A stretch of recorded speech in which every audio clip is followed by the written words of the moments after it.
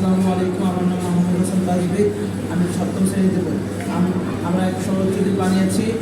সৌর চুল্লি বানানোর জন্য আমরা প্রথমে একটি কাঠের বক্স নিয়েছি। তারপর ককশিটের মধ্যে অ্যালুমিনিয়াম ফয়েল দিয়ে মুড়িয়ে বক্সের মধ্যে লাগিয়েছি। এরপর হ্যান্ডেল দিয়েছি।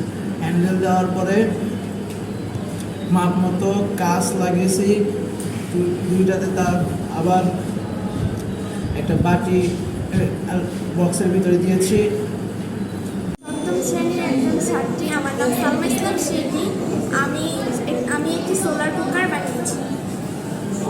সোলার কুকার বানাতে আমার প্রয়োজন হয়েছে কার্ডবোর্ড, ফয়েল পেপার, কাঁচ, আয়না, আঠা, কস্টিপ এবং রঙিন কাগজ।